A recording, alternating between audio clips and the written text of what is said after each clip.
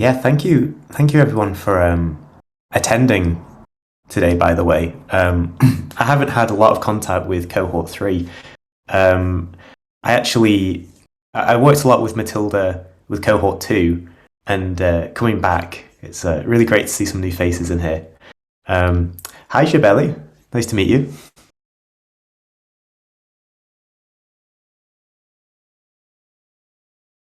Cool. All right. So Matilda has said I can start. So hey everyone, and hi Shabeli. See your text in the chat in the voice chat. Um, my name's Harry Martin. I'm an art and content director at LEL Art NFT Advisory, and that is run by myself and Fanny Lakubai. We're based everywhere, so I'm based in Glasgow. Fanny's based in New York, and we have a few people like Cecilia, excuse me, I should say La Pan Mignon, if you're familiar with her, um, in Birmingham, and Crystal in Seattle. Uh, I manage the Edicurial Collection, which is a collection of NFT art which began, I believe, in March of last year. And since then, I've been working with Fanny in helping our collector Elsie amass a huge amount of emerging and established artworks. And we've seen this space grow a lot. I met Nicole in June of last year for the first time, and it's been a real life-changing experience to be working with all of you in delivering this critique. And I should go on to say, oh, hi Santia, nice to see you. I should go on to explain the critique because there was that video that I posted in the chat a few days ago explaining it, but I'll explain it again. So a critique is a really useful way for you to talk about your artwork, and not only just talking about your artwork, presenting yourself as well as an artist or a writer or a musician. Delivery is key, and making sure that your artifacts are well expressed with your audience is kind of in my experience, the core goal of being a creative. So how it works is that we usually go for 3 to 5 minutes of radio silence when an artist is presenting their artwork. So there's radio silence for 3 to 5 minutes. Afterwards, the artist remains silent, and the audience, which is like the rest of the group in this case, talks about what they see in front of them, what materials are being used, what iconography is being applied, and we really just kind of scratch our heads about it. And then after those 3 to 5 minutes, the artist steps in and gives an explanation of what they're making, and explains it to the audience. And then finally, once that explanation is delivered, the audience, which is the rest of the group, comes to provide some kind of feedback or some kind of cultural reference to which the artist can take away, embed in their practice, or even just not do anything with it. Information is key to all of us, and yeah, I'm really excited. But I think first, I don't know how well you know each other, but I don't know so many people in this cohort. So I'd love for us to just do maybe a few minute intros, if that's all right with you guys. If not, feel free to just type it up in the cohort chat, and that is totally cool as well. So yeah, and I shall turn on my camera actually. So yeah, Anna, would you mind introducing yourself, if that's okay? Is this Anna? Yeah. Okay. Hi everyone. My name is Ana Maria, and I'm a Colombian. You can call me Ana though. I am a Colombian poet. I've been living in the U.S. for some time now. Much of my work explores the female voice of the home, giving it credibility and value. I seek to demystify romanticized motherhood and question notions that present female sacrifice as a virtue. My work tends to be very direct and straightforward. I believe, as Louise Glick has stated, that opacity is fear. When we skirt around our emotions, it's because we're afraid to feel them. And I believe poems are works of art, and I entered Web3 to devotedly share my poetry and the poetry of others, poetry in general, as a work of art. Thank you, Anna. I should give some context, by the way. Anna and I met a few months ago, I believe. It's been a long time. Because she's one of the co-founders of the Verse, which is super, super cool crypto poetry. All right, so Dylan, could you introduce yourself, perhaps? Hey everyone, I was just looking for my browser window there, sorry. I'm Dylan. I'm a 40-something year old animation sort of supervisor, manager, based in London. I've been drawing for about 40 years, and I've worked in animation, illustration, and over the last year I'm trying to segue into NFTs. I have been drawing a sequence of kind of rocky atolls, islands, for the last 3 years. Something that began as a kind of animation development project, really began as storyboards, concepts for a music video, and it's kind of morphed into something other, and it's become I don't know. At the moment, it feels like my life's work, honestly, drawing these little rocky islands.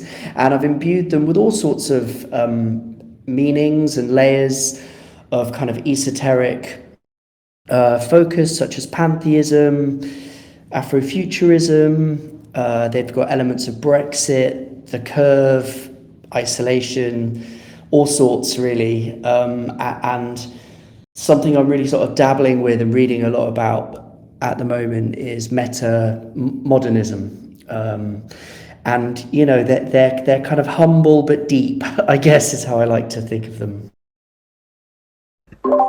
Wonderful. Yeah. I was checking it out before, Dylan. I'm enjoying your style a lot. Okay. Thanks, Harry. Oh, you're welcome. Patricia, would you mind saying hey? Hi. I'm just in a group meeting, but hi. I just wanted to join. I was really excited to just kind of hear in. But I'm a multimedia artist, and usually I like to say I don't really work with one specific medium, but I usually kind of follow an idea or something that I'm really interested in. So for the last few years, I've been based in the West Bank and Palestine and started working with some Bedouin communities there. So we started a project around digitizing communities that are being threatened to be displaced. So I studied architecture a while ago. So it's funny that we kind of like went back to that. We started digitizing some of these spaces that are disappearing and creating a kind of like a VR narrative experience. So it's been 2 years since I started this project. Initially, the idea was just to create a VR narrative, and then I got into Web3 NFTs and then saw that there were interesting ways to just bring kind of like memories of cultures that are disappearing in the real world, both physically, like the landscapes, the spaces, but also stories, cultures, and kind of rituals, fragile cultural heritage. So I'm working on that. And then also a more personal piece that's also about memories. Yeah. Thank you, Patricia. I don't know if we were supposed to share something on them, or how are we?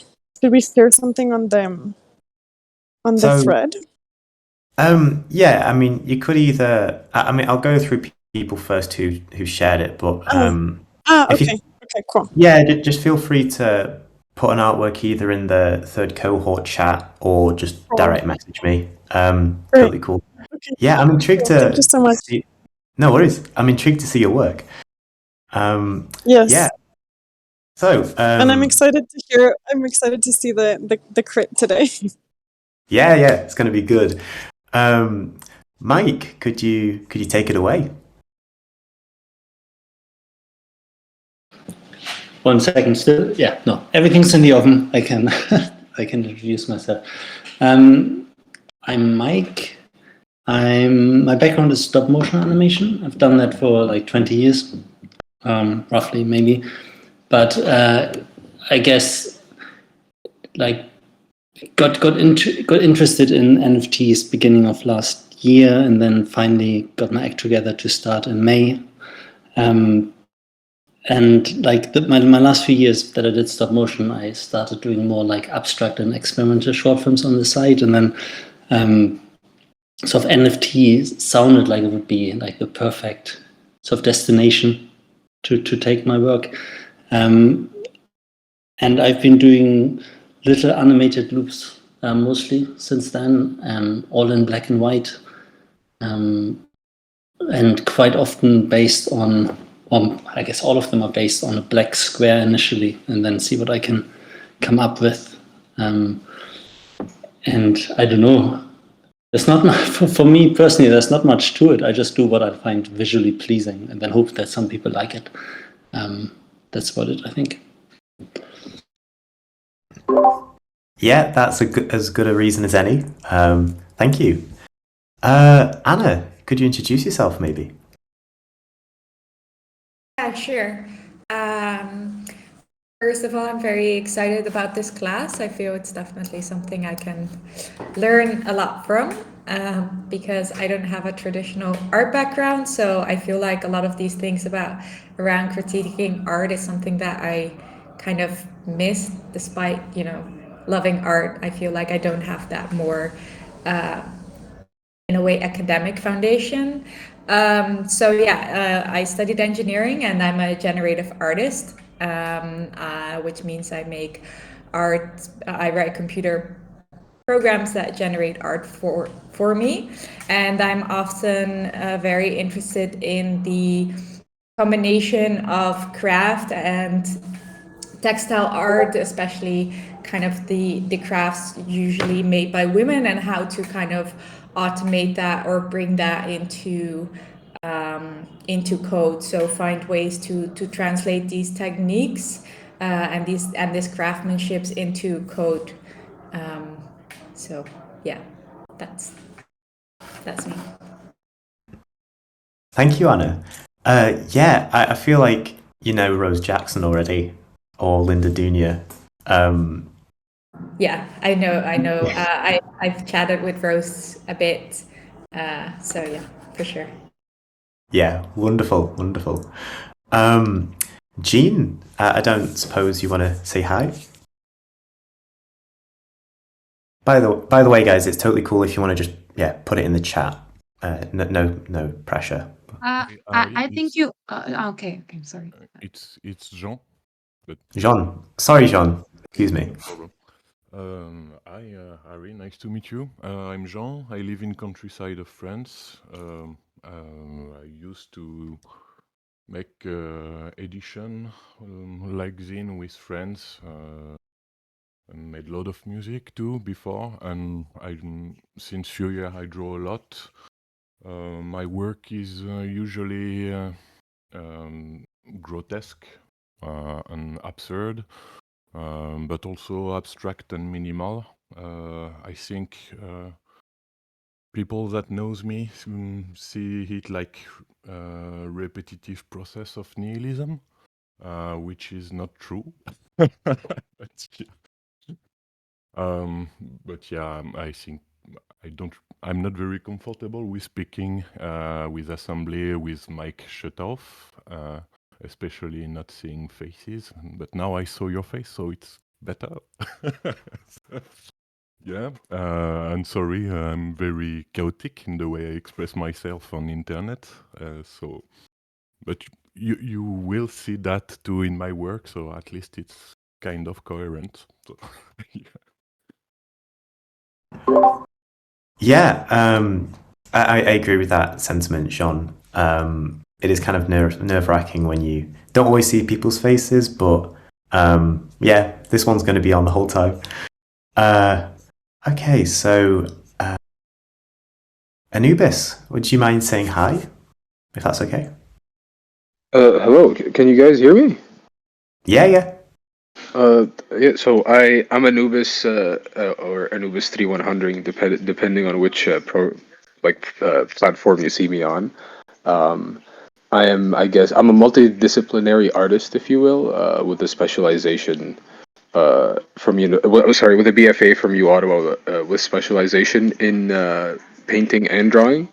And then graduated, felt like I got done dirty by the university system, because I'm Egyptian and I immigrated to Canada for university, and so was lost for a year. Discovered NFTs, and then essentially, like, through my process in university, I realized that my most of my work is what is it, post colonial neo Orientalist works, or I hope what's classified as that, aimed at essentially like reclamation and modernization of the Egyptian identity, especially since that stuff has been like mass used, mass appropriated, and I would even argue like bastardized in popular global media at some point. And so that's part of my like whole process. And then I just either paint, draw, or like use like some generative system, not code based like stuff, more like a node based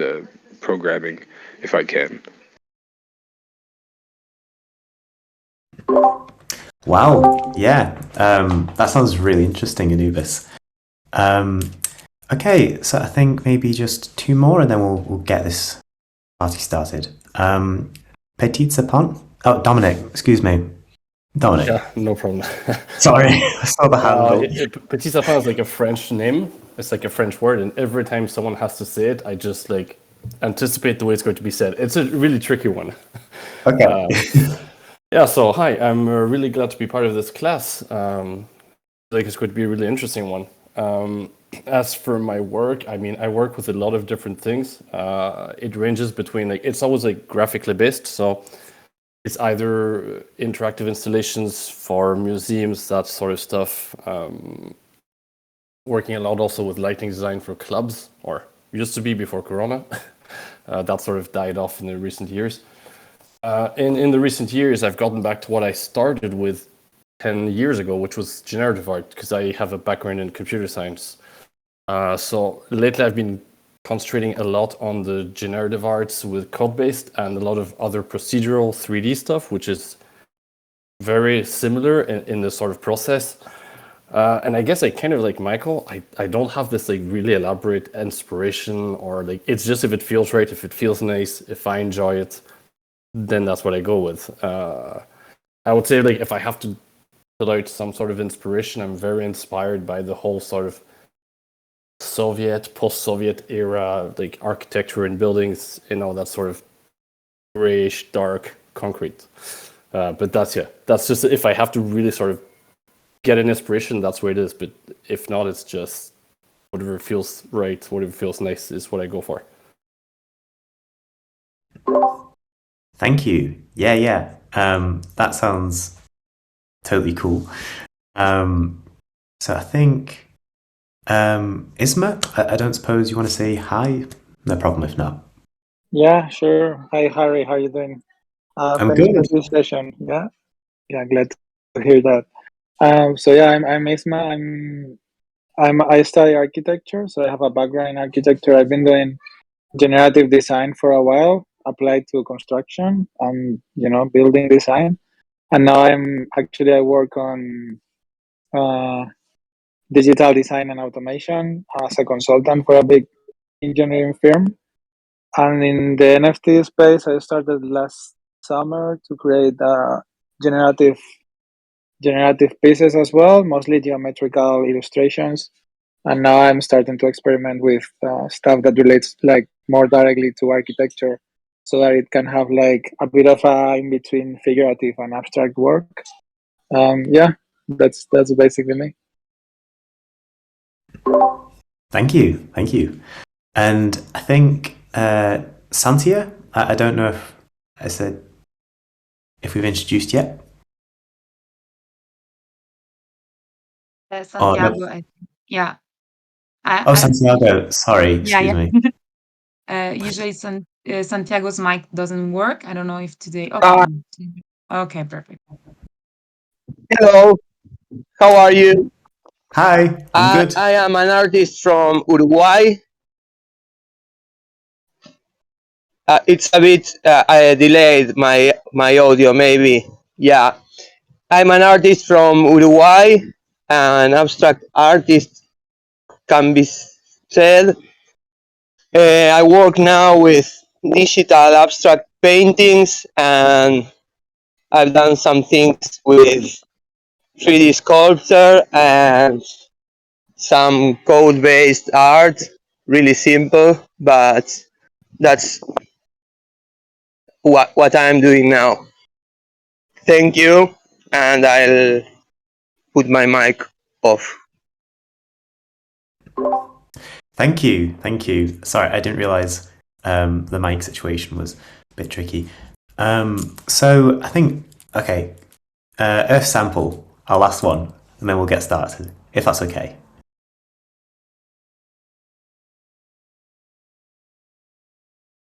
Oh, it's totally cool if not. If I just check the group chat.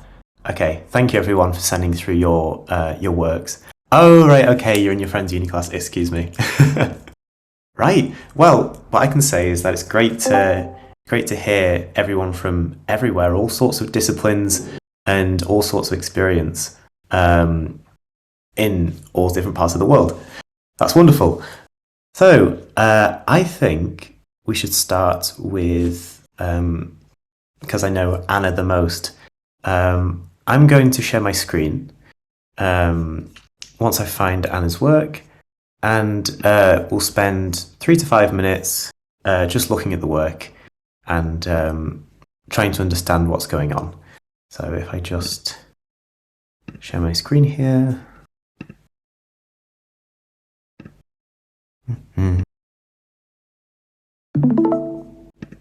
All right.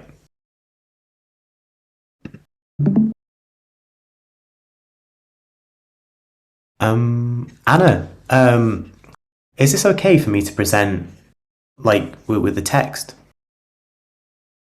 Like so? Or Sure. Sure. However you, yeah. Cool. The text of the poem is in the description in the metadata. If you want to Oh, look right. at that all together, so I don't know if that makes it easy, or if you guys want to see it as more of the video format. I will just paste it in the chat again. I'll play the audio so we can just observe. Okay, so 3 to 5 minutes starting now. Frequently asked questions. What more can come of love? Children, we have sex. We've had of love. The way its doors swing in, hinged. What? I reside, dwell, abide. Identify each object by its drawer. More. Blueprints tell us where the bedroom hangs. Can come. To enter the space of home is to house, to hold. What more can come of love? Every day blows its bit of wind. See the doors, still they beckon in.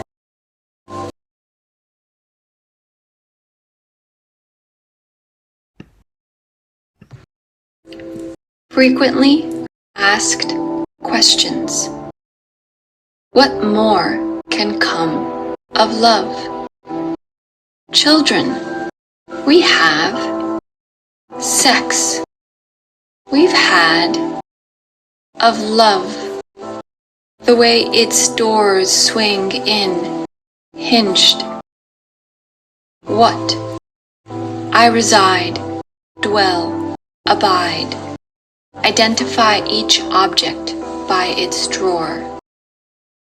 More. Blueprints tell us where the bedroom hangs. Can come. To enter the space of home is to house, to hold. What more can come of love? Every day blows its bit of wind. See the doors. Still, they beckon in.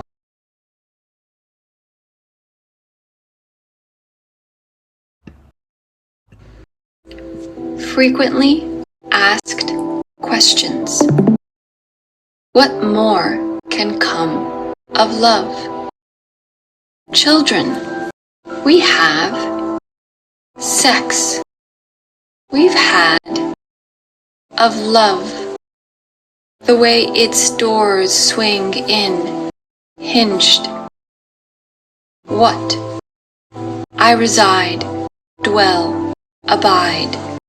Identify each object by its drawer. More. Blueprints tell us where the bedroom hangs. Can come. To enter the space of home is to house, to hold. What more can come of love? Every day blows its bit of wind. See the doors. Still, they beckon in. Okay, so I think we should start with our initial thoughts. I don't know if anybody has any opinions so far, any first impressions. I can throw some in as well. Totally cool.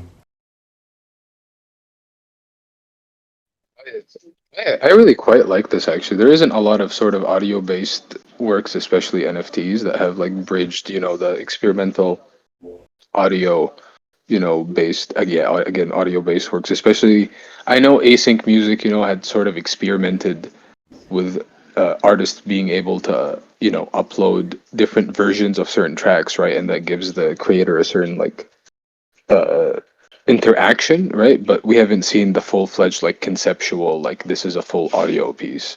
And so I really like it, especially when she says like we are children having sex, because it's like you can hear the joy and like a bit of hilarity in her voice too, and it's like with audio-based work, like the more emotion you can feel with it, and like if it relates to the subject matter, the more like sort of successful it is. And it's like it also has a weird like church feeling to it, right, with the music in the background and sort of that. But yeah. I'm glad you picked up on that, Anubis. Yeah, the delivery is interesting. I don't know if I'm right in this, Anna, but we'll just keep it with the group for now. But I felt like there was an iambic meter, kind of a rhythmic meter, which is kind of consistent and light, and tells a story.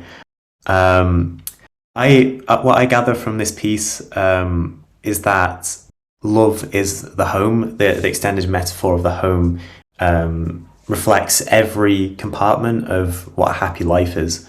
So yeah, children, we have sex, we've had, and it's just a very interesting, well-structured piece of crypto poetry, I think, for me. I don't suppose anyone has any thoughts? Santiago shared something in the chat, Harry. Oh, thank you. Sorry, Santiago. I should really do that. made me think of recordings by Lizama Lima and all of Neo-Barocco poetry, a movement now consonant. Ronaldo Jimenez. Okay, well, I'm not familiar with Ronaldo Jimenez, but that could be a good reference for Anna. Okay, right, a Peruvian poet based in Argentina. Nice. Thank you. Does anyone else have any thought? I see John. Excuse me. The sound atmosphere makes me feel of the dark comedy jam ambience. Interesting. Again, I'm not familiar with this one. There are blanks in my knowledge, so this is great hearing you guys comment. Wonderful. I don't have a comment, but I have a little, it's like kind of like a question. It's like the graphics, do they tie with like the story, like the poem that you're telling, or where are they coming from? I think if we hold that for just a few minutes. Right, sure. Yeah, no worries. That's a great point. Does anyone have any just general observations? It was interesting the last few times that I listened to it. I kind of closed my eyes and tried to separate the experience of listening to it and also following the visuals, but also differing it in that I closed my eyes and not see the visuals and listen to it, and I found that like it was completely meditative. I think the second time around when I wasn't watching the visuals, and I think that's because I didn't quite anticipate kind of the next part of the poem kind of happening, and so I thought that was just like an interesting observation, but all in all I thought it was really wonderful. Yeah, I agree. It feels it just flows. It's quite beautiful. Sorry, Dylan. Yeah, I was just going to sort of back up just kind of agree with Claudia there, really, that it's very rare to kind of listen to poetry being sort of read by I'm not going to say a disembodied voice, because it's very much a human voice, but I read poetry, and I don't think and people have read poetry to me, but I think this is the first time that I've experienced it in this way. And it's deeply moving, Anna Maria. All right, so I think it is time for Anna. Could you explain to us what it's about? Yeah, first of all, thanks everyone for listening, like 3 times in a row to my poem. That's very generous. I feel like the gift of attention is one of the best gifts. So this is a little bit more experimental than most of my work. So it takes the sentence, the question, what more can come of love? And then it separates it, it compartmentalizes it, and it takes each word, each sort of like little like a section of this question to construct answers of what more can come of love. It's an analysis of sort of evolved marriage or a committed relationship, right? Where things evolve and maybe that initial spark is gone, and it becomes more of like the blueprint, the drawers, the day-to-day mechanisms of life. And in the end, it sort of offers a saving grace by saying that, no matter what wind blows, it blows the doors in, and it keeps you inside the home. So that's kind of my thoughts behind writing it and what I wanted to communicate. And the visuals, I commissioned them with a graphic designer that I've been working for even before Web3, when I was just sharing my poems on social media. And they're pretty disembodied, to use one of the words that was shared. I actually am very specific about trying not to link them too much to the words of the poem, because I want the actual text, like the verse, to be the artwork, and the rest just kind of an accompanying tempo. Even the music, I commission it to be sort of just very background and sustained, not and for the poem itself to be the work of art is kind of the intent here. Yeah, well, thank you. Thank you, everyone. This was really cool. Thanks, Harry. Yeah, no, thank you. Yeah, I totally missed that. There's an anaphora which is just what more can come of love, and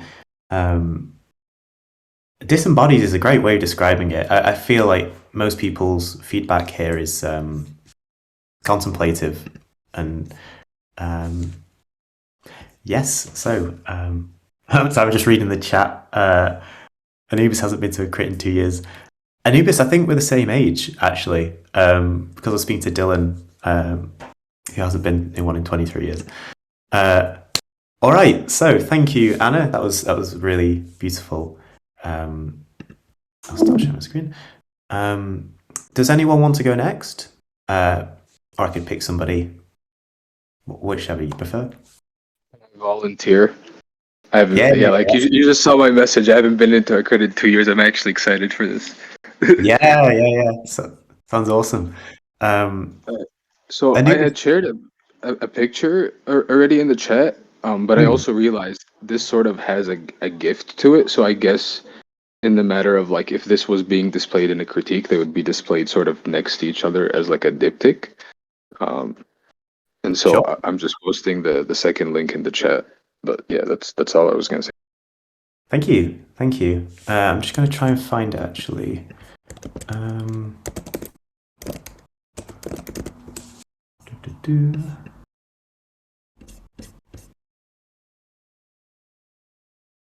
Sorry, just give me a hot second.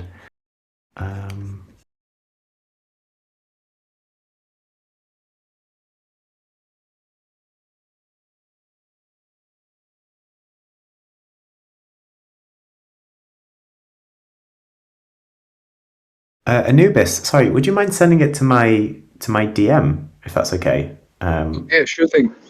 Thank you. Sorry, I'm just struggling.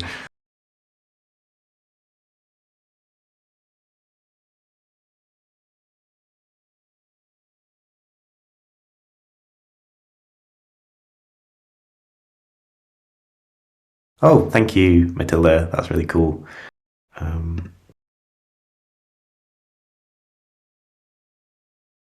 Okay, found it. All good. Thank you, Matilda. Yeah, I know besides shared it, you don't need to reshare it. Yeah, thank you. My brain blanked out on how to use Discord UI. I'm like trying to add you. I'm like, I don't even know what I'm doing right now. So Okay.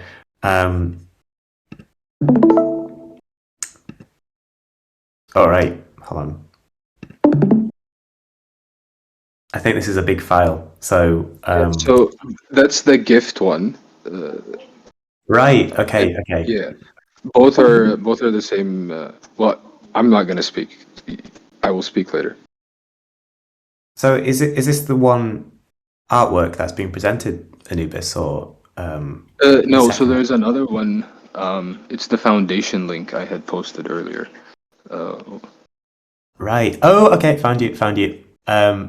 Cool. Right.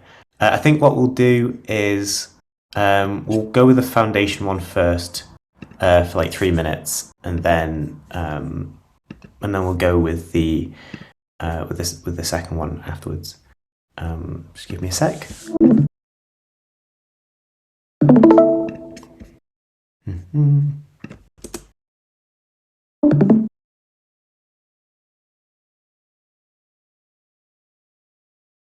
Yeah, they tend to take a while. My files tend to break foundation when they load. Oh no! This one worked. Okay, so I will mute my mic and. I would also say check the IPFS file because you can actually like fully zoom in to the full quality of the work. Foundation doesn't let you really zoom in. Okay. Okay.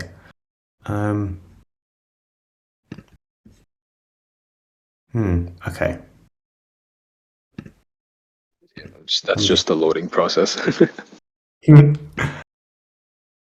I think I might just go with this for now. It's going to load.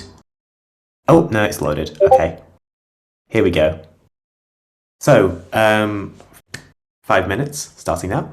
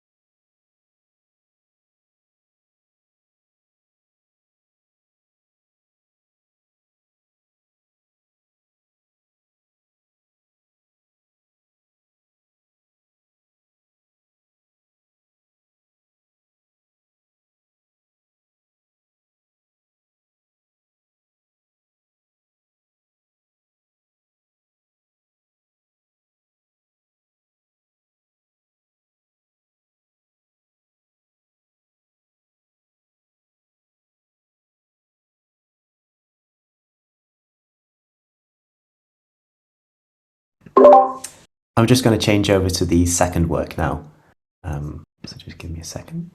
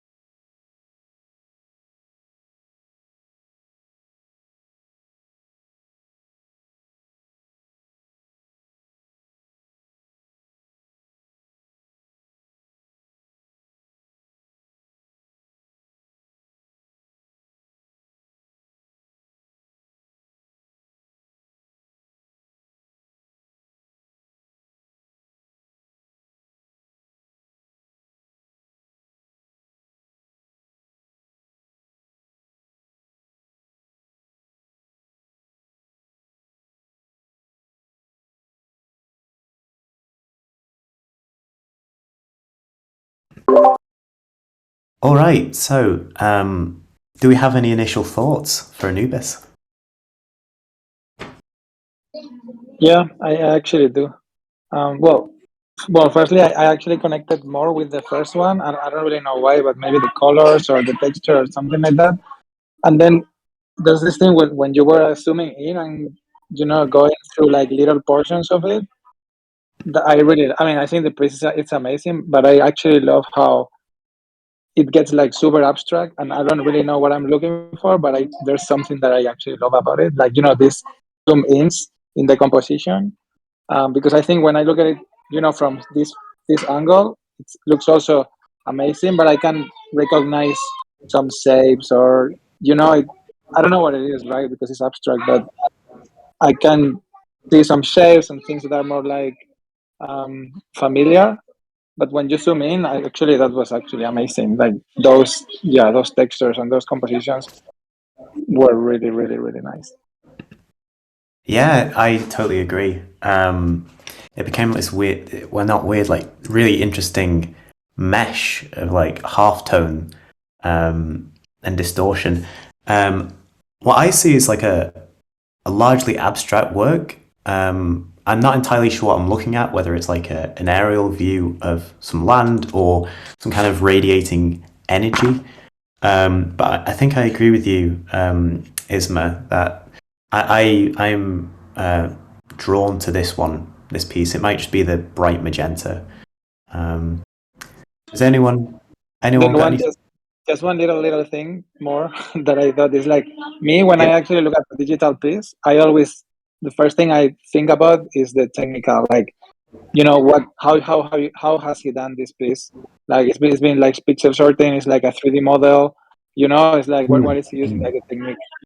This is like for me, it's like kind of like almost the first thing that I think about when I see like pieces like this one. Yeah, I mean, the more you look at it, the more you're intrigued by it, I guess. Like this is, I wonder if it is a 3D model. Any other thoughts? I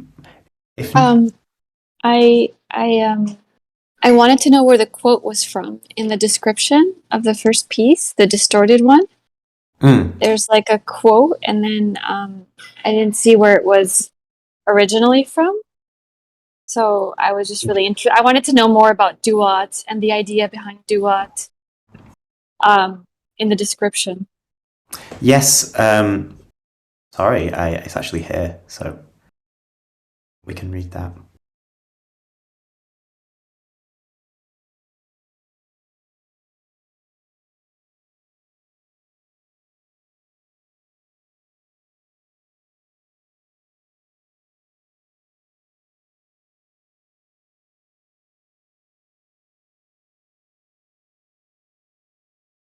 Okay, yeah, I think it was perhaps good that we didn't look at it. I think we just kind of spoilt it for ourselves in the description. Excuse me. But I guess that makes a good segue into Anubis's explanation of the work, if you wouldn't mind. Yeah, so this is so essentially it's like when I started the series, I had realized I remember reading like an early passage in like the Egyptian translation of the ancient Egyptian Book of the Dead, which is hilarious to say, but the language is so different, and in it struck me that it said ancient Egyptians they always treated the afterlife as another like phase of life. It wasn't the end. Like when you died, it wasn't the end, right? And like that's indicative of everything, from the tombs in ancient Egypt, that is just like another sort of, journey. And so my thing was like, I have this NFT technology that allows this sort of creation and like long lasting. So let me create to like a version of the ancient Egyptian afterlife that has two versions, for example. It's a bit hard to like explain, but like the way I treat it is like, you're going through the world of the ancient Egyptian afterlife, and each piece in that 6-piece series has a representation of it again in the physical world, which is the decrepit piece. And it's just to show like the difference of how like of regard, right? Because it's like life is full of struggle, but then you enter the tombs and stuff, and then it's like full of golden things and just like these stories and mythology stuff. And so it's like it feels like a far more lively world. And then I just like chose figures, and so for that one, it was funny to me being in an art history class, and my teacher is talking about like cultural appropriation, and then she points at a sphinx in Poland that looks white as fuck, and I was like, hold on, that's not what a sphinx looks like though. And then she goes through a few Renaissance renditions of the sphinx, and I'm like, what? That's a bit just weird, a bit overly sexualized. And so I found, and my thing too is like from university, I'm a big fan of usage of texture or fabric. If somebody looks at like the work of Yinka Shoni Bear, like he uses African print from the UK market to talk about like Nigerian identity and all of that. And so it's like I'm big on like the materials you use, and since this is a digital work, and I'm also not in Egypt, I went on, I think it's like some website, I forget its name, but it has like open source or public domain 3D scans of ancient Egyptian stuff. And so this was a 3D scan of like a sphinx in Poland.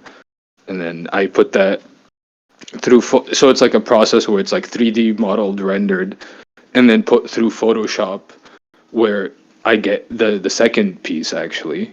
And then I put it through Touch Designer, and then there was a rig that I discovered through like watching tutorials and then my own additions to it that creates this really ethereal sense of the work. And I'm a big fan of ethereality and like the sublime, just because it's like they're so interconnected with like depictions of ancient Egypt as well. And so I was like, might as well like include it. And then I'm very big on works that can get very large, because it becomes all encompassing, right? And that I was smiling when I don't know who was speaking, but they were saying like I really like that it just broke down, because it's like even if you're walking in Egypt, you look at the pyramid from one point, it's like, oh, it's a nice pyramid. You go up to it, it's like huge, right? It breaks down into abstract shapes as well. And so I was like, I want it to be huge. And yeah, and then the quote, I'm pretty sure I just came up with that when I was just like sitting, trying to think of like a description and like how to describe what's going on. And I'm very big on like video game description type stuff. So. Wow, that's incredible. there are a lot of layers to your work, Anubis. I mean, yeah, I mean, Egypt is huge, so that's why your work is huge. NFTs are a long-lasting medium, and Egypt's treating death as another journey of life. That's quite beautiful. I'm gonna have to look at that again in my spare time. But thank you. That was really moving. All right, so I think next I'll mix it up. I think Chabeli, if you don't mind, could we possibly go with your work next?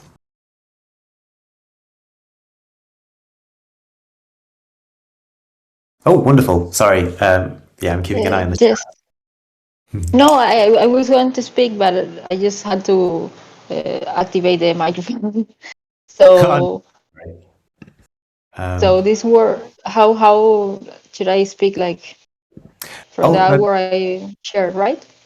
Like Oh no, it's cool. It's cool. I'll share my screen again, and we'll give. Is it just this work, or is there another work? I think there might be another. I post first image, but then a second one that is like the point where the artwork is actually right now. So Right. it's Okay. that one. I think we'll go with the second work if that's okay. Yeah. Awesome. All right. So 5 minutes starting now. Okay. Well, this is an artwork from my next Oh, sorry. collection. What? Oh, sorry, Shabeli. Should, Yeah, we'll keep if that's okay. We'll just let the group kind of think about what's there, and then okay. yeah. Sorry. I No, have no, don't been worry. having trouble with internet, so I have like going on and in, and I just lost a bit what is going on. Sorry.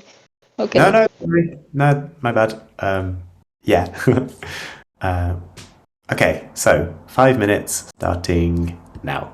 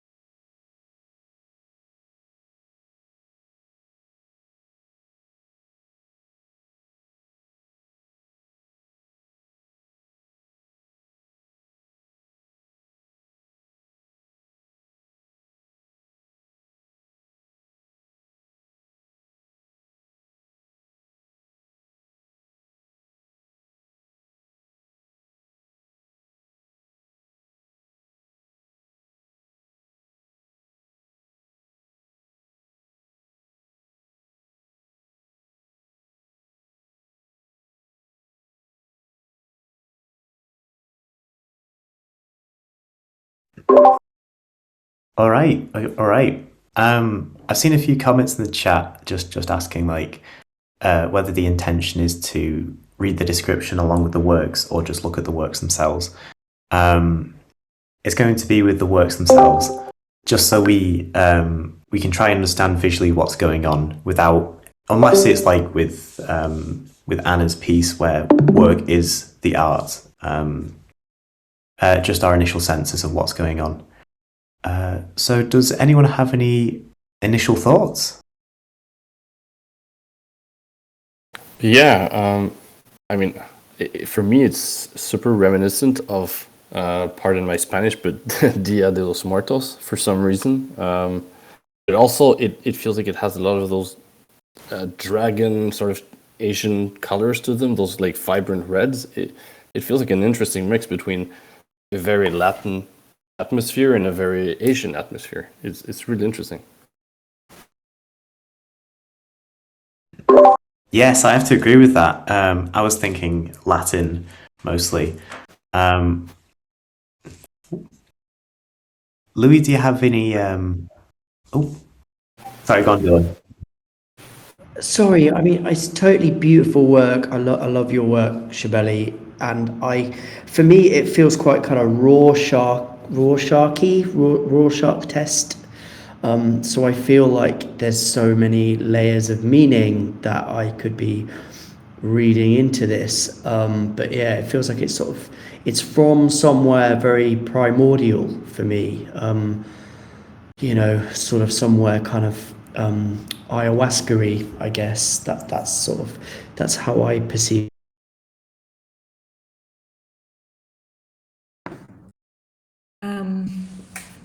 I'm very struck by this work. I think it's beautiful, like very powerful and very feminine. And then I kind of felt judged, like in a good way, because of these eyes staring at you. I became very active. And then I think I got these Latin,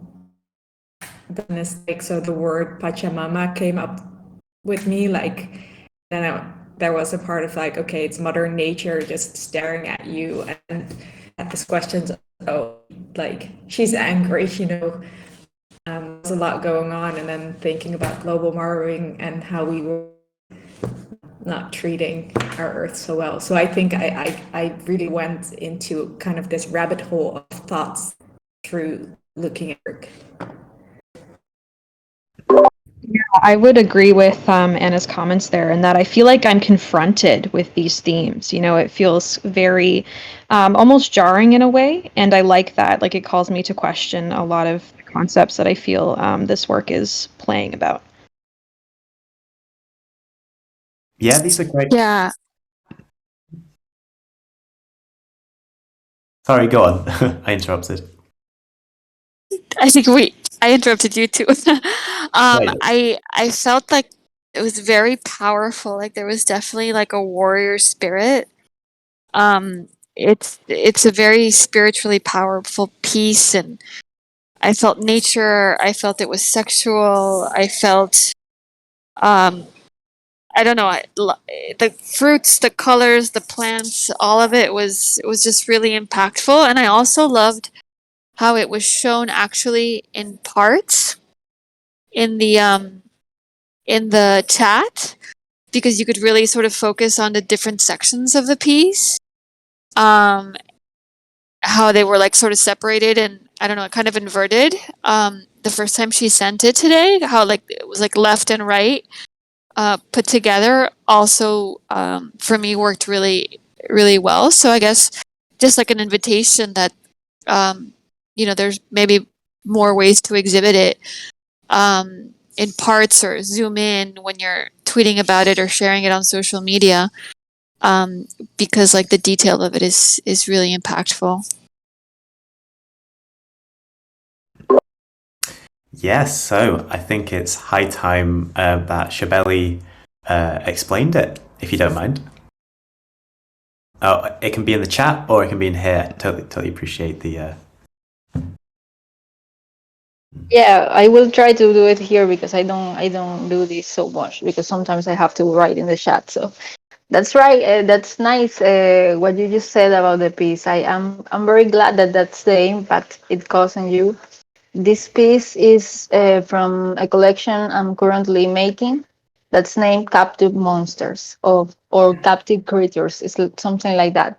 So basically, I have to tell you first that when I was a kid, I used to draw these creatures a lot. These kind of creatures, strange creatures with some plants, weird plants, and maybe with sexual shapes and stuff like that. And it was very weird for the people around me when they see these kind of drawings and they say, why can't you draw something more normal or anything like that? So, and I also had like this religious background when part of my family was religious and said like, okay, these works are from Saturn and something like that.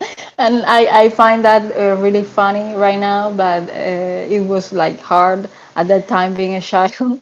And I guess I just wanted to like make a tribute to that part of me. You know, it's like a captive creature around these topics that were always emerging in my mind as a child, and that has a lot of sense for me now as an adult. So it's kind of that. It has to do with sexuality, with the things we keep in our insides and we don't share because we think that maybe weird or something. And they are all these captive creatures that are waiting to go out, you know, and you have it there inside closed. Yeah, thank you, Shabeli. That's a really interesting insight. Yeah, I can feel all the creativity coming from this work, all of the intrigues of your mind. Beautiful. And yeah, thank you for sharing it with us. So I think we should go on to our next artist. Claudia, would you like to go next? Yeah, sure. So I've linked my work in the third cohort chat in Discord. There's one piece that I've attached there specifically. If you follow the link, you're going to see like the entire collection. So we can either just talk about that one piece or the whole collection, or we can just do a random piece. It really doesn't matter to me. I think let's just see what's here. I think for the sake of this, maybe if we just looked at the one artwork, if that's okay, would that be all right? Just this one? Or... That's totally fine. Thank you. All right. So, Claudia's next, and 5 minutes starting now.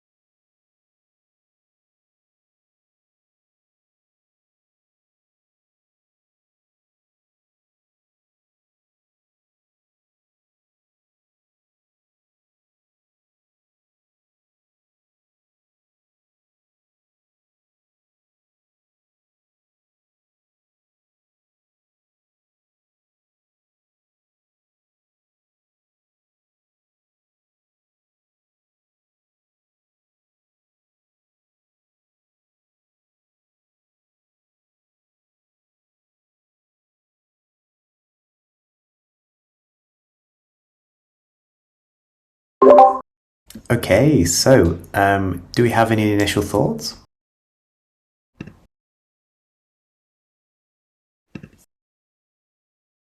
Well, I know I can chip in. I love cyanotypes. I love how I believe you can place them in the sun with an object over the top with the emulsion, and it creates a perfect light-made entity from the work.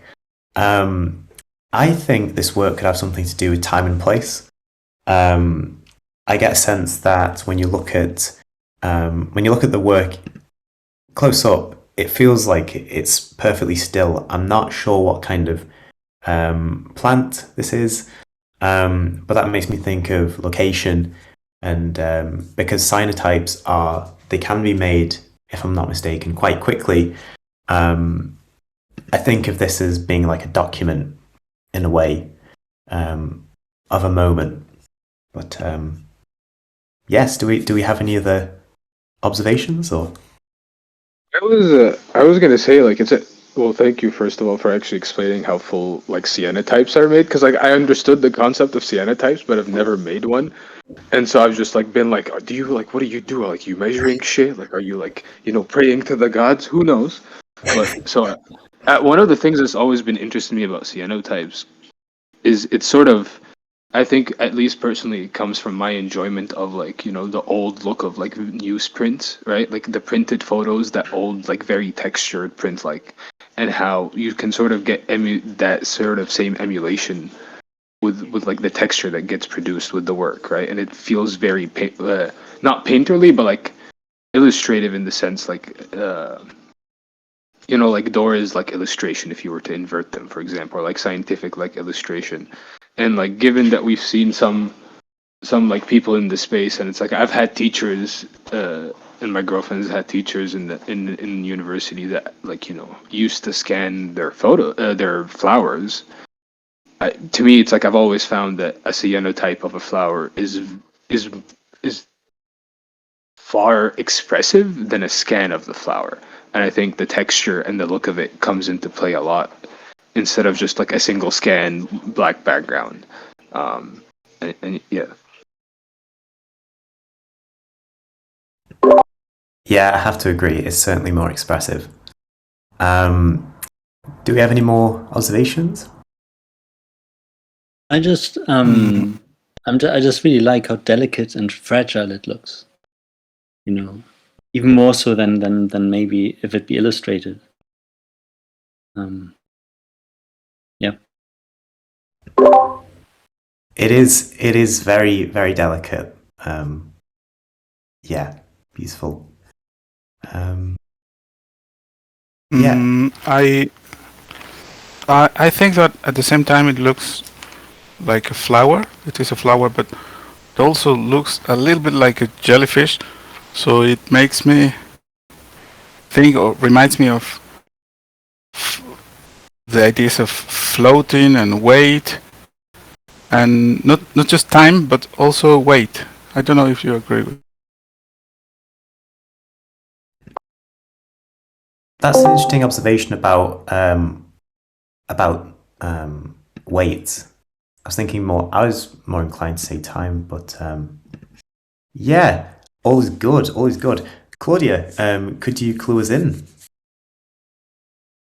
Yeah, first of all, thanks everyone for your readings. It's always so nice just to hear everyone's different perspectives, especially for folks who maybe have not seen this work for the first time. So this work is specifically from a larger body of work called In Translation, in that I'm photographing my own plant species that have been generated with artificial intelligence in a way that kind of takes a cyanotype. If we're thinking of the cyanotype as this like image document that is kind of like has an authority in photographing physical objects, then there's this like implication of like an existence of that physical object, which we've always seen. This work is very much inspired by Anna Atkins, who was the very first, I call her an artist, but she was a botanist. She was a scientist at the time who created photographs of British algae, photographing algae because at the time you could only really look at illustrations of algae in the 1800s. And so she was kind of like the pioneer working in cyanotypes.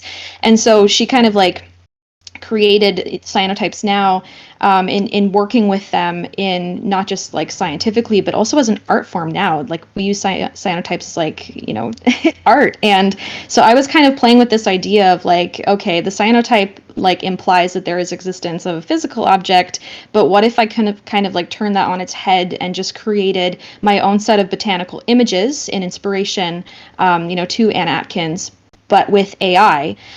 So this was created just uploading my own database of illustrations from the Biodiversity Heritage Library, and then printing them out, and then physically, you know, exposing them to sunlight, much like Harry said, and then scanning them back in, and then minting them as NFTs. So it's kind of like this full circle process and collaboration between like machine and human, which I find a really interesting intersection to be working in, especially when we're thinking of like photography and artificial intelligence. That was an amazing explanation, Claudia. Thank you. Yeah, so I don't know Anne Atkins, but I'm glad that I do now. And I'm interested with what you said about the relationship between AI and art, and how that could be linked perhaps to the scientific and artistic relationships between cyanotypes historically. And this is a really excellent piece of work, and very well delivered. So thank you, Claudia. Thank you. And I'll be checking out your work afterwards. All right. So Anna, I don't suppose you want to go next? Totally cool if you don't.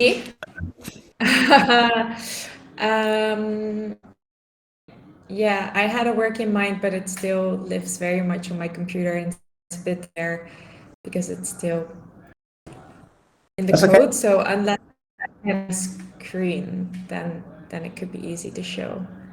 I think I can fire it. Yeah, sure.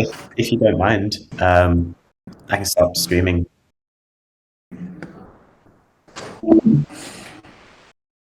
Let's see, I still have it open. All right. Hope.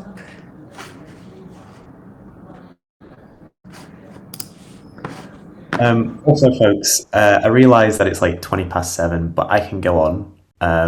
If you can't go on, then I will speak with Matilda and perhaps see if we can do another one of these. Don't want to leave anybody out, but yeah.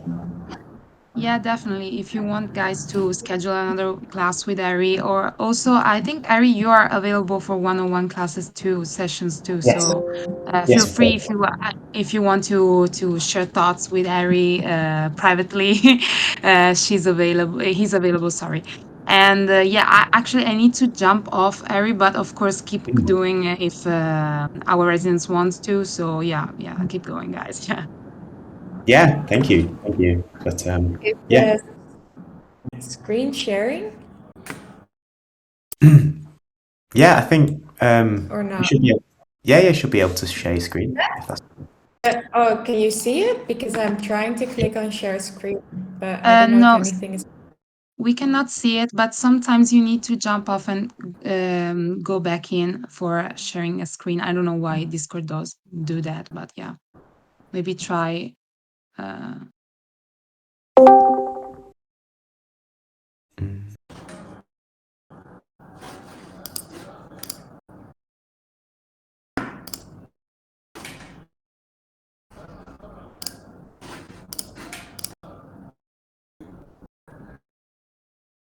don't know what I'm wrong. That's okay, Anna. I Don't can worry. share. Yeah, I was just thinking it would be nice to get feedback on a work that is in progress, but and definitely send something else. It would be cool to have feedback on. Yeah, no worries. Again, we can always have another session, so we can do both works. Yeah, or if we do another session, I prepare a proper output of the work, because I'm also happy to have the floor to somebody else today. Okay. I think I think we might do that if that's all right. Thank you, Claudia, for your nice comment. And Santiago, we'll see him again soon. So I guess maybe if we try Mike, I will find your work. We could do. Yeah, if you don't. No, we can. You know, it's like terrified, but that's okay. It's like the one thing I have to say. It's like I exported like a 3-second bit of the finished. So you would maybe want to put it on loop, which will be like hard to take. But the whole thing will be quite substantially longer. But I just didn't have the this is to export it. So you might want to just put open it in QuickTime, put on the loop, and let it do its thing for 5 minutes or less. I don't know. It's No, this is great. We love to see works in progress here, just as much as finished ones. So, all right. So I guess we'll give 5 minutes, and we'll feed back. This is on loop. Cool.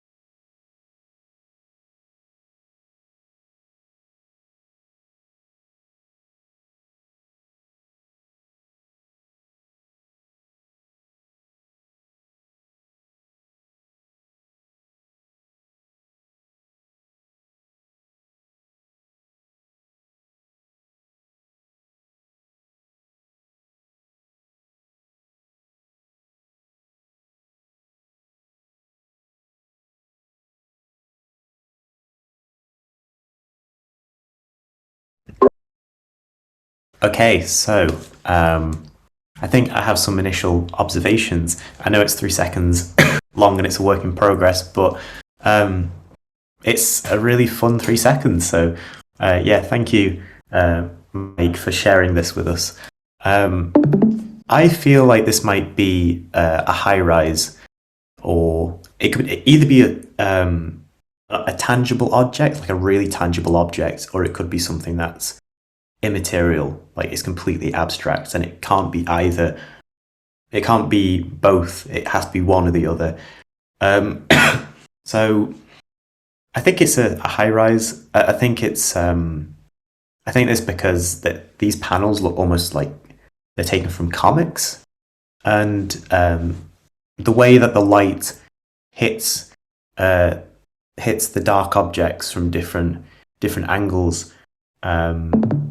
I think this work is kind of like a puzzle, and it represents one object, but I can't be too sure.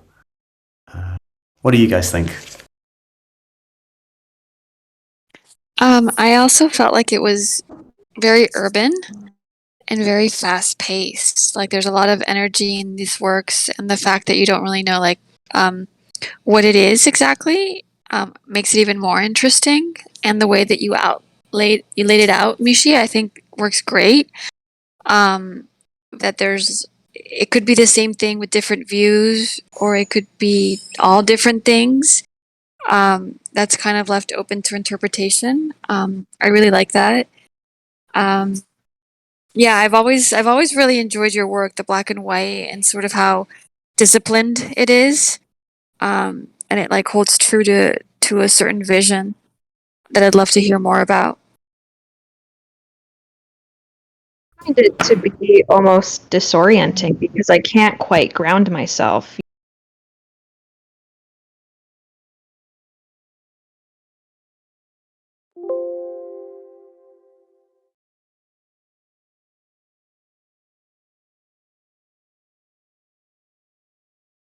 I grasp that, and I think that's something really successful about this work. Yeah, totally. Oh, sorry. Go on, Anna. I really enjoyed this work.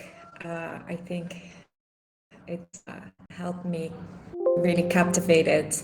And I also for a while thought about a graphic novel, like you said, like thinking of it as a comic book, but it also reminded me of a setup of security, like the security room, you have these cameras, and these are like these different shots, and perhaps they're hanging outside a spaceship, and you are, seeing what's going on outside of it. And I'm currently reading a sci-fi novel called Neuromancer, and it's where people can like plug in and go into a matrix, like as many sci-fi novels. But I thought also of like, okay, what does it look like the moment that they like plug in and go from this physical world into this digital world, like the back, like behind the curtains.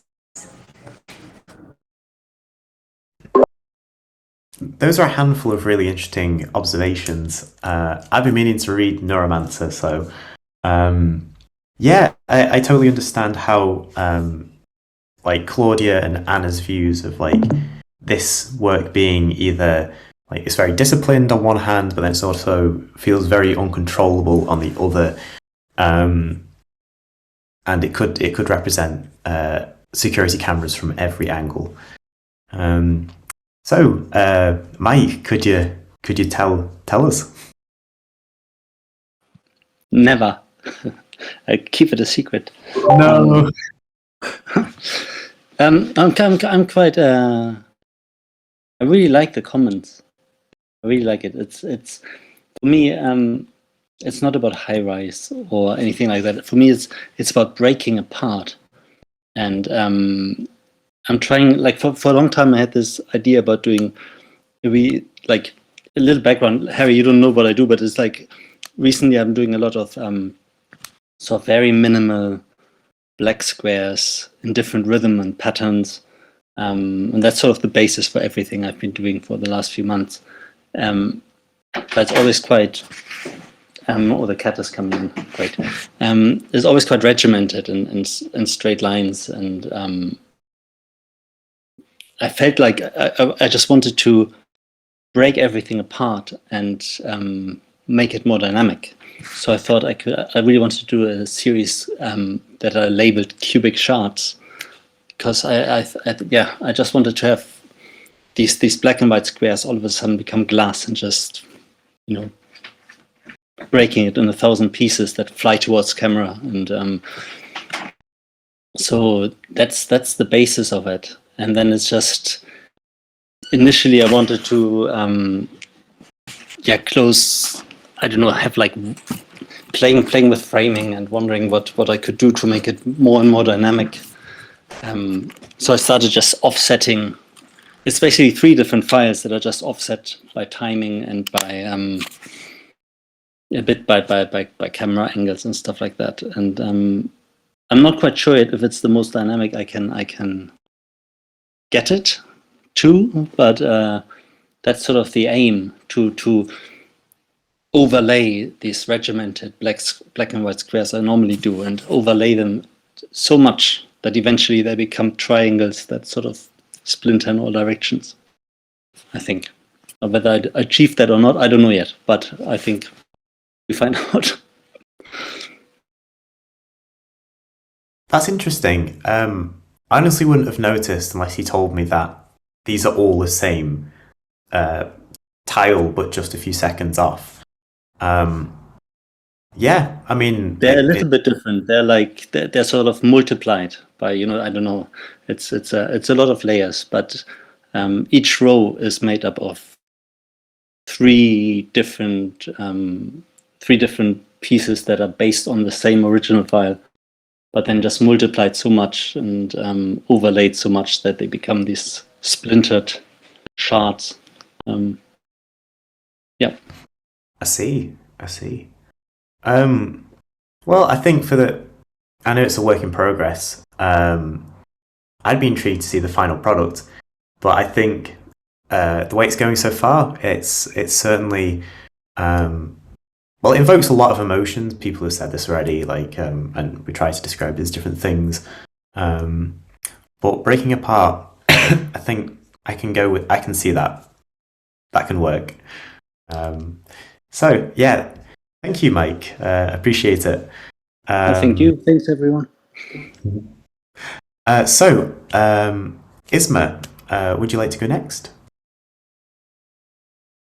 Yeah, sure. Of course.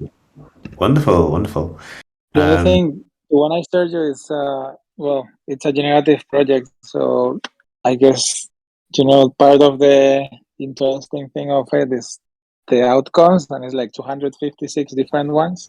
So just looking at it won't say, I mean, it will say a bit, but I think it's interesting to just, you know, what's like a bunch of them. Okay. I'll just load the work up. Non-spaces. Okay. Yeah. Wonderful. In my screen. Thank you for sticking around, by the way, everyone. This is where it gets good.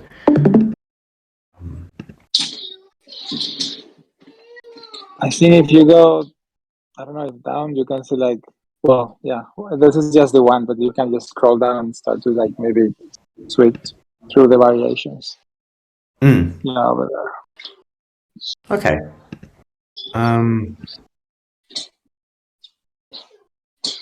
Yeah, I guess that is a fundamental part of the work, right? Where there being multiple of them. I will I will flick between the 2. I believe, that if I hit refresh, it'll change a new one, right? I think. Not really. No, not there. Okay. No worries at all. All right. So 5 minutes starting now.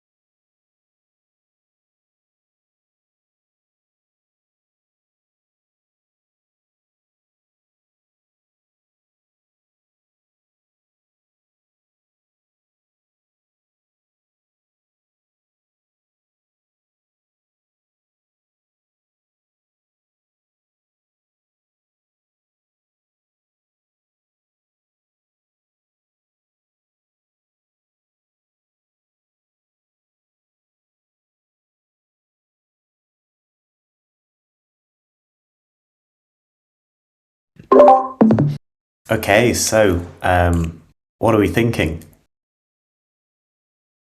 Excuse me. I'm intrigued by a lot of things with this work. Firstly, I think with how many renditions of this piece there are in how many different versions, how many different shapes and palettes. And then finally, perhaps 77 days have passed since I was born. I get kind of cultural references to like, I think it's just the shapes like Bauhaus design and architecture and an interest in architecture, deeply rooted. And then something related to within the iconography of the work um, with green spaces and creating living spaces which combine nature with architecture. But I think on a cosmetic level, I really enjoy all these palettes and all of these geometric shapes. They're very satisfying. But what do you guys think?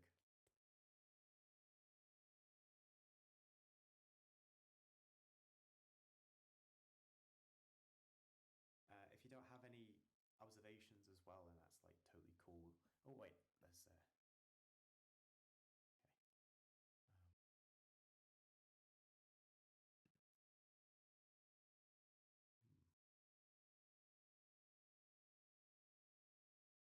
okay. Let's see. Isma, could you perhaps tell us a bit more about this piece, this collection of pieces? Yeah, sure. So, well, it's the first time I create something that is not abstract. So it's kind of my first figurative piece. Um, so a couple of things. First, I wanted to create an algorithm that it was quite simple and that it could like create a lot of different pieces that belong to the same family. So there's like a lot of variation within like just very little movements or functions. The other one is I wanted to track the inception of the piece. You know, usually sometimes we just buy these some pieces and then we just keep them in wallets and sometimes we don't revisit them. So what I did here is I just track the inception day so that every day that passes, the because it's an interactive piece, it tracks the days that have passed since the creation and then more trees start to appear in the piece so that you know if you come back in maybe like a month there are gonna be more trees than today. So it's like kind of like a little twist for the people just to, you know, have an excuse to come back and watch it again. And then the overall shape is like well, as I was saying before, I'm an architect and I used to do like a lot of sketches of buildings. And I remember when I was like some years ago showing those sketches to friends similar to this piece but in sketch, and everybody had like a different vision of what I was doing, and it was like elevation sketches. And when I did this thing, it was interesting that I got people from like different places of the world that they got attached to it because it resembled something that it was similar to what they were used to look at. Like for example, I had a guy who was like a surfer from Malibu, and he said that he actually loved the piece because it reminds him like all these houses that are around in Malibu, hanging from like these little cliffs, and some stories like that. Yeah, I can see why somebody would say that because there are literally so many 256 variations on buildings. Um, that is a really nice feature. When you mentioned about the trees, when you come back to see them, they will grow some more. I love this style of work, and I think the iconography that you're going for with your history and architecture um, and this project are are one, and it's very enjoyable. Does anyone else have any comments for Isma? If not, totally cool. I get that people um, have their things Oh, to do. there was one more thing I did is the people who hold the piece, I can track the vectorial format of it, and then I make like some plotted versions with the Axie draw and send them to them so that they can, if they want, they can own a physical and a digital, and the physical is different to the digital because it's made with the Axie, right? So it's kind of like semi handmade instead of just like a regular printing. and it Right. worked quite nice. I got like a bunch of people actually, getting the physical ones as well. Mm, mm. Well, that's also a really nice feature. I think Mike has just put in the chat saying that he really loves this work. I do. I always like. I think I know because I couldn't see it. I've got always like my computer doesn't do the shared screens, but I think I know which. If it's the FX hash drop, then I think I know which one it is. Uh-huh. And I just Yeah, that one. I always adored it. It's absolutely. I never managed to get hold of it, but it's one of the first pieces. Like I don't know anything about generative art, and it's just one of the first pieces that just really hit me in the face. To see what's possible going into more like an illustrative direction. I just love it. If it's the one I'm thinking it is.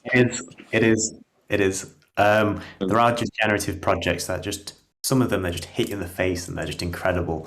They totally do, and this is one of them. It certainly is. It certainly is.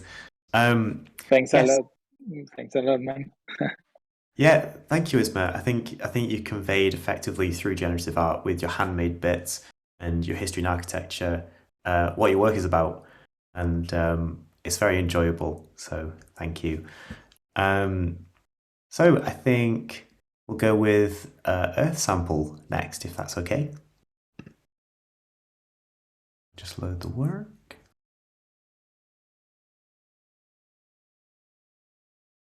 Ooh.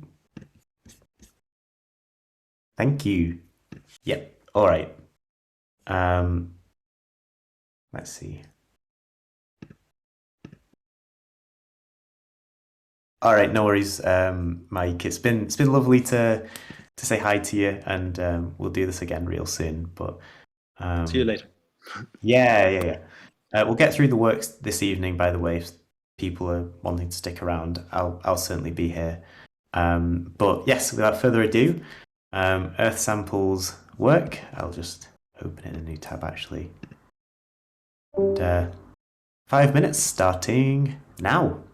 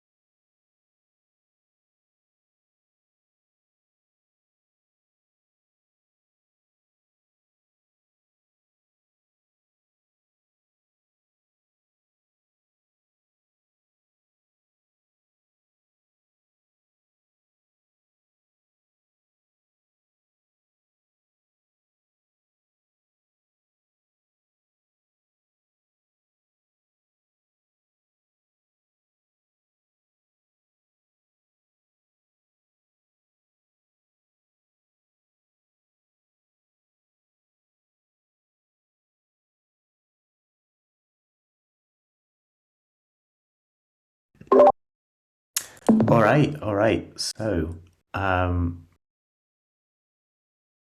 think this reminds me of some kind of dreamscape or something that is surreal. Excuse me.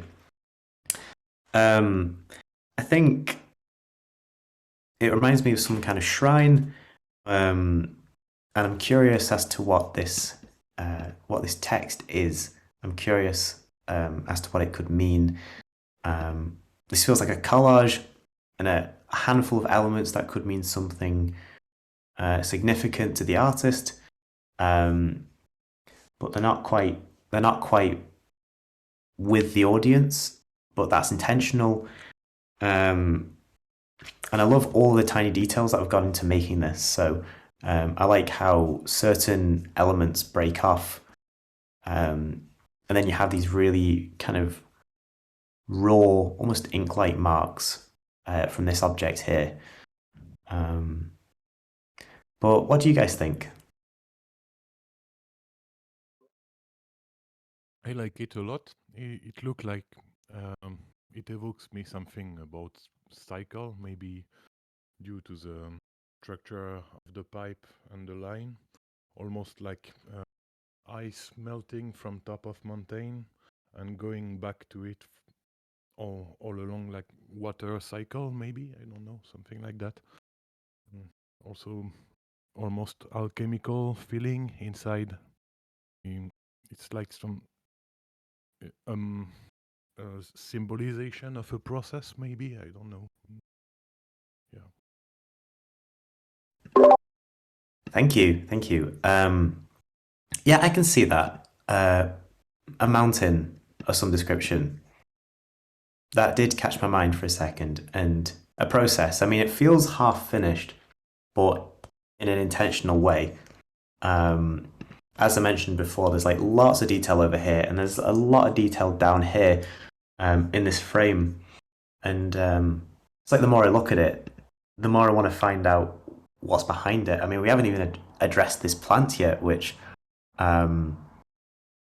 is full of wonder, really. I mean, I think perhaps the plant fixes this work to a certain location as well.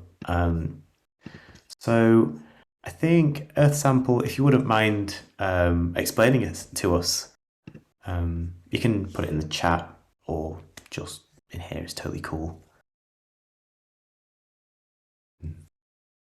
Yeah, no problem.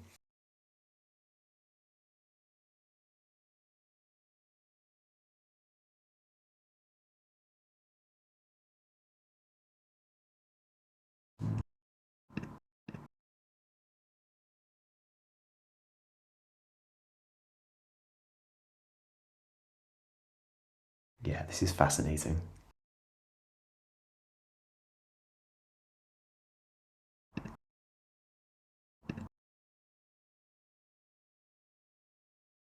Yes. So I actually know Earth Sample, and it's his process, which I think he's actually typing out. It's one of my favorite parts of his. Once you realize what his process is, and having seen him work in real life, it's actually like the work takes on a whole another level of like memory, and also just like locking certain aspects of time within the work that I just find to be extremely cool. Yeah, no, and the texture and like the aesthetic, oh, it's very nice. Yeah, no, I must check out his work actually. Yeah, thank you, Anubis. That's really cool.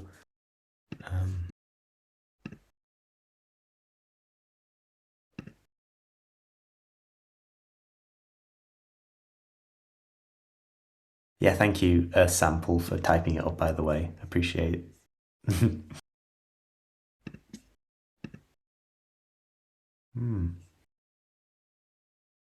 Yeah, this feels like a dreamscape.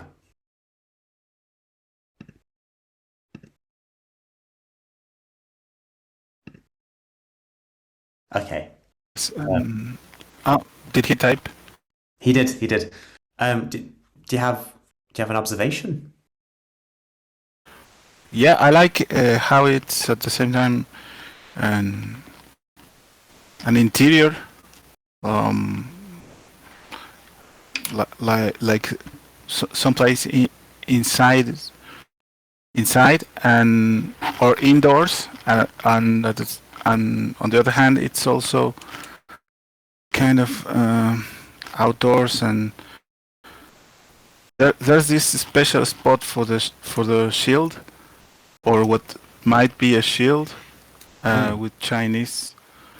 So maybe I'm cheating because I think I remember Earth Sample talking about the meaning of that and having to do that with his grandfather, but I don't know if I am remembering.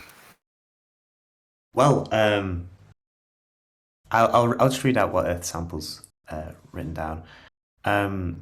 This piece reminds me of a place of recluse, somewhere a tech monk / Doctor Strange type of guy would go to get some space to think. That's a cool observation. It's a journey to get to that point, a place out of reach for many, but familiar to a few. There's elements of ideas regarding going through the chaos on the right side of the image, which chaos on the right. And the more barren areas on the left side of the image. However, when it comes to this work, I don't want to show a specific meaning into the viewer's mind, hence the small description attached to the work, which I will load in just a second, sorry. In terms of the technicals, this piece was created through isolated and edited elements of photos I've taken over the past couple of months. When it comes to my work, I rarely have an end goal in mind. I go piece by piece based on my state of consciousness and intuition. Well, yeah, I think that is captured perfectly, and I will just load. There we go. There it is. So a bend in the path. Yeah. So I like this. I like this for its serendipitous effect. I like how there's no meaning. There's just imagination. It allows me as a viewer to just kind of see it in my own way a bit more. And yeah, what do you guys think based on that description?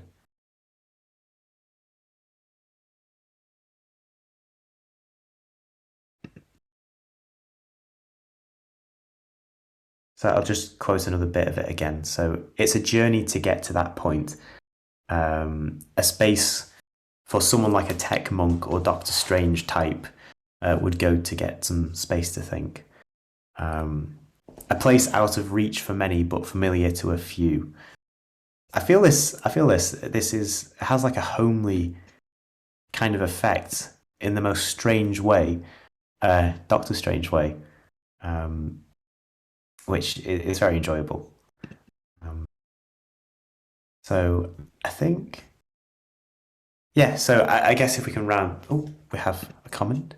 Oh yeah. Sorry. Sorry, Earth Sample. I hope that's okay. But see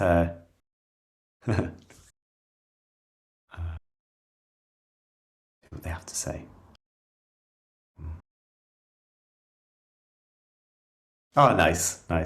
I'm glad. Yes, so thank you. I think this piece achieves what it sets out to do, and does it in a very minimal way. So thank you. Yes, apologies, folks. I think from what I said earlier, with getting through all of them, I know time is ticking on. It's like a few hours since we started. I don't know if for the next session I'll speak with Matilda very quickly, and I'll make a note of Jean and Louis, who unfortunately we've kind of ran out of time for. But if you guys, would you mind if for the next session we put you guys right at the front? Or we could do now. Excellent. Thank you. No.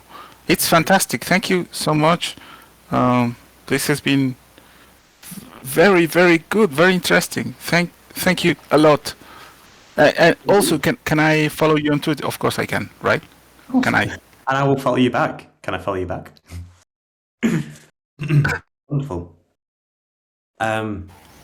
Yeah, so I guess without further ado, thank you for sticking around, guys. Really appreciate it. And I'll get back to you. I'll get back to you very soon on the next session. And take care. Have a wonderful rest of Tuesday. Bye, thank you. Yeah. You too. This really felt like a university critique because like my crits went on for a long time as well, and everybody's like at the end they're like, oh, I want to go for like coffee. But yeah, thanks. Have a good one. Yeah, no, thank you. Thank you. Right. Bye, guys. Okay. Agree. Thank you.